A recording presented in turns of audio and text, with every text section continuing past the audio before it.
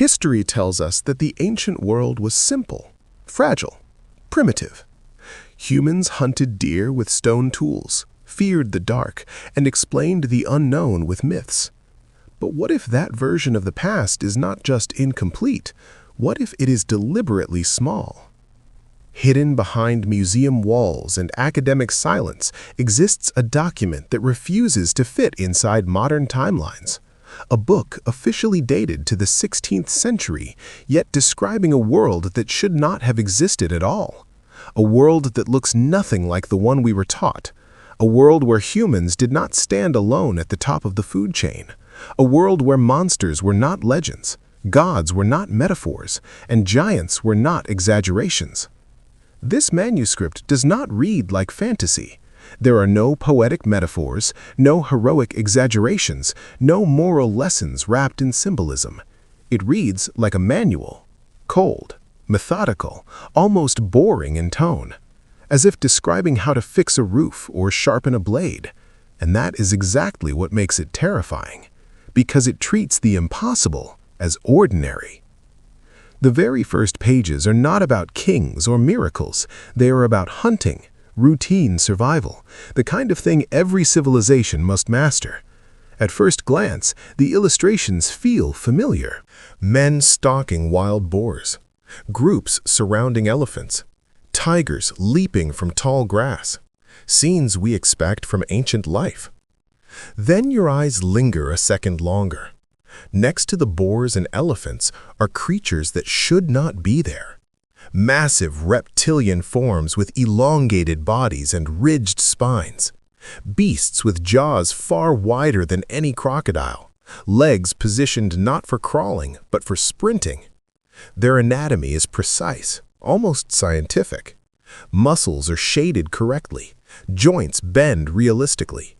Scales follow logical patterns. This is not the language of myth. This is documentation. The chronicler does not label them as demons or spirits. They are simply listed, classified, categorized alongside known animals.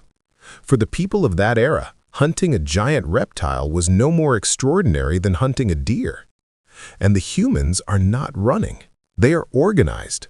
One illustration shows a coordinated formation. Lines of soldiers advance in unison. Spears are angled deliberately. Archers aim not wildly, but at specific weak points. This is not panic. This is training. The creature they face resembles a colossal snake, 4 to 5 meters long, its body thick with muscle, its head raised high above the ground. This is not a lone hero's battle. This is an extermination operation. The soldiers wear Roman armor. That alone should make you pause. We are taught that Roman legions fought men, other armies, rebellions, borders, but here they are methodically engaging a biological threat. The illustration shows no glory, no dramatic pose, no divine intervention, just a job being done, as if the legion had encountered this creature many times before. Behind the infantry stand machines, and this is where the narrative breaks completely away from accepted history. On wheeled platforms sit complex mechanical devices. They resemble artillery, but not the crude kind we associate with antiquity. Their frames are reinforced. Their firing mechanisms appear layered, almost modular. These are not symbolic props. They are drawn with engineering logic. Tension systems, counterweights, heavy projectiles prepared for launch. According to textbooks, such technologies should not exist for another 1,000 years. Yet here it is, supporting Roman soldiers as they neutralize a reptilian predator. The implication is unavoidable. These creatures were not rare. They were dangerous enough to justify industrial-level solutions. And Rome, far from being a civilization limited to roads and swords, possessed mechanical knowledge that modern historians either ignore or explain away as coincidence. The manuscript does not stay in one land. It moves east. India appears next. Different clothing, different weapons, same problem. Local hunters confront long-bodied dragons lacking legs but reinforced with thick dorsal ridges. Fire is used deliberately. Clubs strike specific areas. This is not ritual. This is applied knowledge. Latin captions identify the creatures as a separate species entirely, not a variant of known reptiles. Different cultures, same enemies. That alone suggests a global phenomenon. If land was dominated by such predators, one must ask an obvious question. What lived in the oceans? The manuscript answers without hesitation. A harbor appears, vast and orderly. Stone structures rise along the shore. Ships move calmly across the water. Trade, fishing, daily life. Then the sea breaks. From beneath the surface emerges a creature that cannot be explained as a whale or a large fish. Its body is massive, yes, but that is not what makes it terrifying. It attacks with intent. Targeted strikes. The text describes jets of water expelled with such force that vessels are flipped and shattered. This is not a passive animal reacting defensively. This is a weaponized organism. The response from the city is immediate. Nets are deployed. Mechanisms rise from the harbor floor. Traps are activated. The monster is not chased away. It is captured. That detail matters. You do not build infrastructure for rare events. You build it for recurring problems, which means sea leviathans were common enough to be planned for. As the manuscript continues, the world grows stranger still. On one spread, a war unfolds, not between empires, not between men, between pygmies and birds.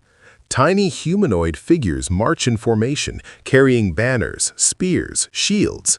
They ride goats into battle, using them as cavalry. Their opponents are enormous birds defending nests and territory. The conflict is total, organized, strategic. This is not a children's tale. The pygmies are shown with social structure, leadership, tactics. The birds respond with coordinated defense, territory, resources, survival. And this scene is not unique to this book. Similar accounts appear in medieval travelogues, ancient epics, and chronicles attributed to lost regions like Tartaria. Different authors, different centuries, same description. That convergence is uncomfortable because myths do not cross-reference each other with consistency. Records do. As the manuscript shifts south, the Nile Valley comes into view. The Egypt shown here is not a land of calm agriculture and ceremonial symbolism. It is a war zone. Hunters lure massive reptiles into confined spaces, reinforced with nets and traps. Only after immobilization do they attack. These creatures are not crocodiles. The drawings make that clear. Their legs are long, their posture is elevated. They run fast. Their skull structure differs. Their scales are arranged in patterns unknown to modern taxonomy. Latin annotations explicitly separate them from known reptiles, using terminology associated with dragons and serpent beasts. If these images are accurate, then relic species of prehistoric reptiles survived into recorded human history. But the biological anomalies do not stop there. Humanoid figures appear. Bodies human above the waist, below, hooved legs, horned heads, satyrs.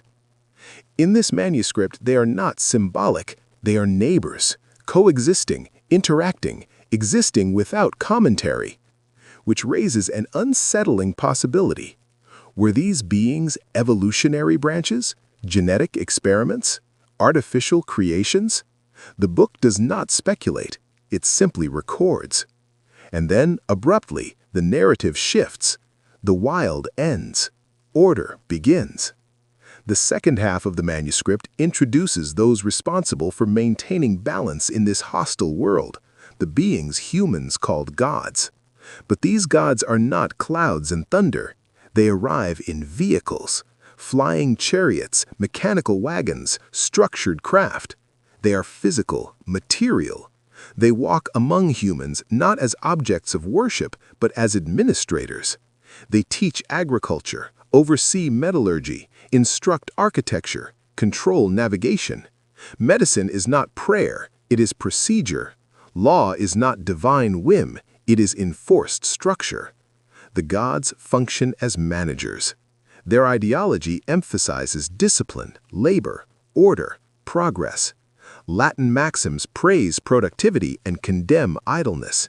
Humanity is being guided, shaped, directed.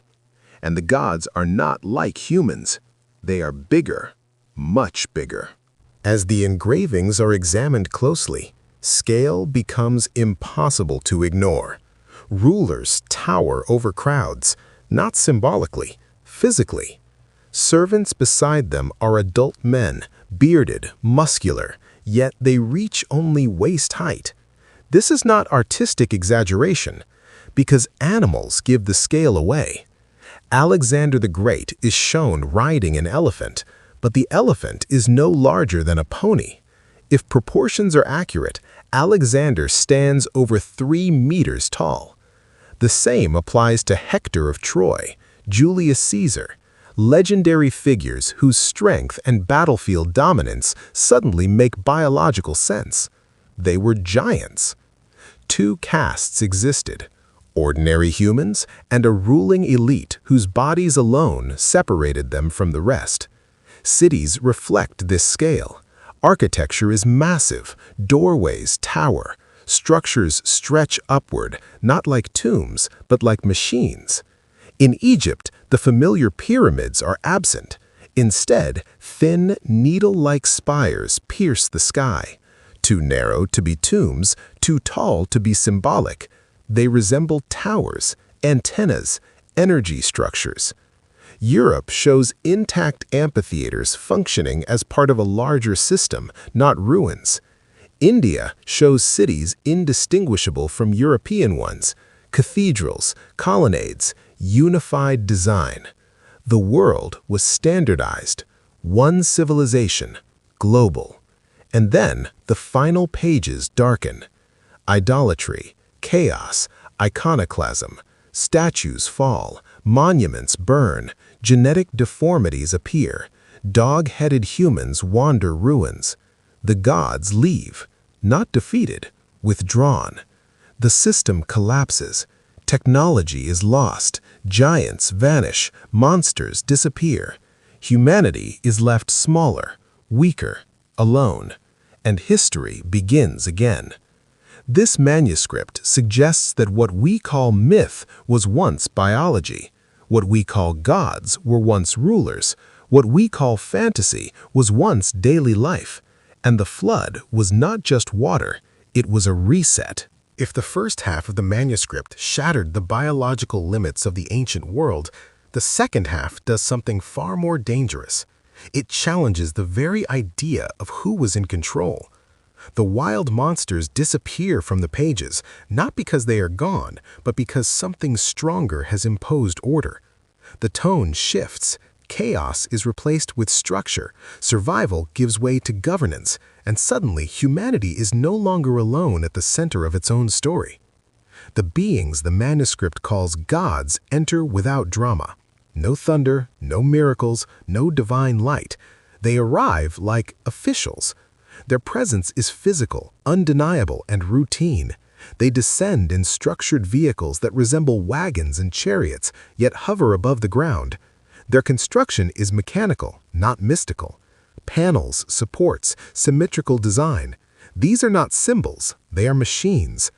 The gods step down and walk among people, not as distant idols, but as supervisors. They inspect fields, oversee construction, observe workshops. The manuscript depicts them standing beside farmers, blacksmiths, architects, and sailors, pointing, correcting, instructing. Knowledge is transferred directly. Agriculture is not discovered through trial and error, it is taught. Weapons are not invented by desperate tribes, they are standardized. Architecture is not organic growth, it is planned. This is not divine inspiration, this is management. The illustrations are disturbing in their normality. Humans do not kneel in fear. They listen, they work, they obey. The gods are not worshipped in these scenes. They are respected because they hold authority, not because they are invisible. And then the scale becomes impossible to ignore. Standing among ordinary humans, these rulers are enormous. Not metaphorically larger, physically. Their heads rise above crowds like watchtowers. Their limbs are thick, proportioned, powerful. They are not deformed giants. They are anatomically perfect, just scaled up. This is not artistic exaggeration, because everything else in the image follows correct proportion. Tools, animals, buildings, which means the size difference is real. This revelation reframes every legend we have ever heard. The heroes of antiquity were not just strong, they were biologically superior. The manuscript does not describe a single human species, it shows two: the ruling caste and the managed population. The ruling giants sit on thrones, while ordinary humans stand below, performing labor. But look closer. The servants are adults, bearded, muscular, capable of heavy work. They are not children. They only appear small because their rulers are massive. The manuscript quietly presents a forbidden idea. Humanity was never equal. It was stratified by biology. This explains something that historians struggle to rationalize: the superhuman feats attributed to ancient rulers. Stones lifted by a single man. Weapons wielded that would be impossible for an average body. Armies broken by one warrior. Those stories stop sounding exaggerated when the warrior is 3 meters tall. Alexander the Great is depicted again, this time in a calm scene. He rides an elephant. But the elephant is not dominant. It looks small beneath him. If Alexander dismounted, the animal would barely reach his waist. This is not symbolic greatness. It is literal. Hector of Troy is shown beside horses that look like toys. Julius Caesar stands among soldiers who barely reach his chest. These men were not commanders shouting orders from behind the line. They were living weapons. And they did not rule alone. The gods stand behind them, sometimes above them. The manuscript shows flying figures hovering over battlefields, pointing directions, guiding movements. These are not angels. They are operators, strategic overseers. The relationship becomes clear. The gods do not fight directly. They design the system. Human giants execute it. Ordinary humans maintain it. This structure repeats across continents. In one engraving, a city rises beside a river. The style is unmistakably classical. Columns, arches, statues, but the scale is monstrous. Doorways are tall enough to swallow modern buildings. Streets are wide enough to accommodate creatures and machines larger than anything we use today. The cities were built for giants, which means our current ruins are not ruins at all. They are fragments, cut down, repurposed, misunderstood. The manuscript's depiction of Egypt is the most unsettling. The familiar pyramids of Giza are absent. Instead, tall, narrow spires dominate the horizon, needle-like towers that stretch skyward, etched with symbols, skulls, warnings. These are not tombs. They look functional. Energy structures, communication towers, control nodes. If the pyramids we see today are real, then they are either reconstructions or stripped-down remnants. Something simpler built after something far more complex was destroyed or buried. Europe tells the same story. The amphitheater resembling the Colosseum is shown intact, fully operational, not as a Roman invention, but as part of an older system. Gladiatorial combat is happening, yes, but the structure itself looks ancient even to the Romans, as if Rome inherited it, used it, occupied it, not built it. Nearby ziggurats rise. The Tower of Babel appears not as a myth, but as a functioning megastructure. All of it exists in the same time frame, no separation, no centuries between them. This breaks the timeline completely. The manuscript suggests that what we call separate civilizations were regional administrations of a single global order. India confirms this. The illustrations labeled as Indian landscapes are shocking. There are no pagodas, no familiar temples.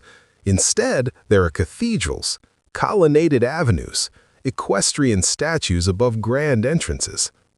You could mistake the city for Rome, or Paris, or St. Petersburg. The architecture is unified. The planet followed one design language. This implies something modern historians refuse to consider. Global standardization requires global governance. Someone enforced it. The gods appear again, overseeing construction. They point, they observe, they correct measurements. This is not cultural diffusion. This is centralized control. The world before the catastrophe was not a collection of cultures. It was a system, and systems require enforcement. Which brings us to the uncomfortable role of religion. The manuscript treats belief not as spirituality, but as social technology. The gods are not abstract ideals, they are present rulers. Their authority is reinforced by spectacle, scale, and fear. They teach people not just how to farm or build, but how to think. The Latin inscriptions praise labor discipline, obedience, order, progress. Idleness is condemned. Chaos is punished. This is not a loving pantheon. It is a strict hierarchy. And it works. For a time, humanity thrives under guidance. Cities rise, monsters are contained, resources are managed, knowledge spreads. But the manuscript begins to show cracks. Subtle at first. Scenes of excess. Worship not of gods, but of objects. Gold. The golden calf appears. People dance. Trumpets blare. The crowd is ecstatic, uncontrolled. The gods are not present. Something has changed. Then comes iconoclasm. Statues fall. Colossi are pulled down. Symbols associated with older power structures are destroyed deliberately. This is not random destruction. It is ideological war. New beliefs rise. Old systems burn. The manuscript shows cities in ruin as this transition unfolds. Architecture collapses. Towers are broken. The unified style fractures. The biological order collapses too. Near the end, grotesque figures appear. Dog-headed men wander ruins. Bodies are misshapen. Proportions are wrong. These are not races. They look like errors. Degeneration, failed experiments, or the result of losing control over genetics that were once regulated. The gods are gone, not dead, absent. The manuscript never shows their destruction. They simply stop appearing, as if they withdrew, as if an experiment ended. Humanity is left alone with infrastructure it cannot maintain, technologies it cannot repair, and a world that no longer makes sense. Giants vanish, monsters disappear, cities decay, and history restarts smaller. We rebuild from rubble. We forget scale. We forget power. We forget who ruled us. And over centuries, myths replace memory. Gods become stories. Giants become exaggerations. Dragons become fairy tales. And textbooks become comfortable. But this manuscript refuses comfort. It insists that civilization did not rise from caves. It fell from the sky. The final pages of the manuscript feel different. Not because the illustrations become darker, but because the certainty disappears. The clean lines of order, the confident architecture, the towering figures of gods and giants all begin to fracture. The world that once felt invincible starts to unravel quietly, almost politely, as if collapse itself followed a plan. This is not the sudden end of a civilization. It is the controlled shutdown of a system. The first warning is spiritual, not physical. Scenes of mass worship appear, but something is wrong. The figures are no longer gathered around the towering rulers or the disciplined instructors of the past. Instead, crowds surround objects, gold, idols, abstract symbols. The golden calf dominates one engraving, glowing at the center of chaotic celebration. People dance wildly, trumpets scream, faces are contorted with ecstasy. There is no order, no supervision, no gods. This is not faith, it is excess. The manuscript presents this moment as a turning point. A society once guided by strict external control begins to turn inward. Desire replaces discipline, emotion replaces structure, and without guidance, the system destabilizes. Soon after, the destruction begins. Statues fall. Not from erosion, not from time. They are pulled down. One engraving captures a massive colossus being toppled by coordinated human effort. Ropes tighten, levers strain. The symbol on the statue's chest resembles a star, possibly linked to solar worship, Mithraic cults, or earlier ruling systems. This is not vandalism. It is erasure. The manuscript shows fires consuming monuments. Faces of stone are smashed deliberately. Names are scratched away. This is iconoclasm, not chaos. A new ideology is cleansing the world of the old one. And behind the scenes, something even more unsettling is happening. The biological order collapses. Near the end of the book, familiar proportions disappear entirely. Humans appear twisted, hybridized. Dog-headed beings roam ruined streets. Bodies are misshapen. Limbs are mismatched.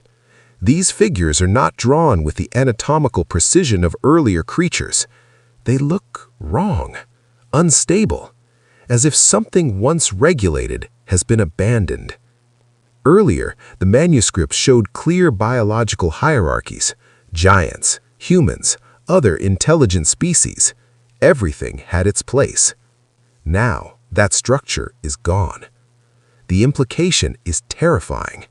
Whatever controlled biology, genetics, or selective breeding is no longer present. The result is degeneration. These beings are not a new species. They are a consequence, a system breaking down.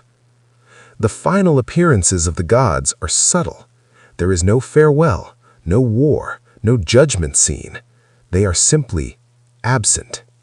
Pages that once showed flying chariots, towering instructors, and overseeing figures now show empty skies.